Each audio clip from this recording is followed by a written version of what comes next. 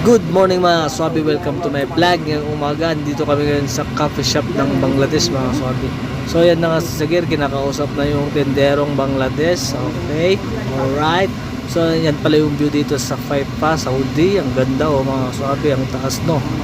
So yan na mga kaswabi, pumasok na nga kami sa loob para tignan si Sagir kung ano yung binibenta niya dito mga kaswabi.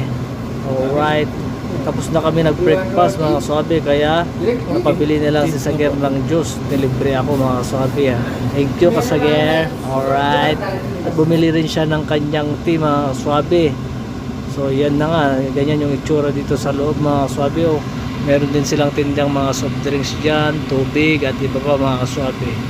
Napakasimple lang yung coffee shop nila dito mga kaswabi. Tignan nyo naman tinitinda nila dyan yung ubos, tapos yung sandwich mga kaswabe.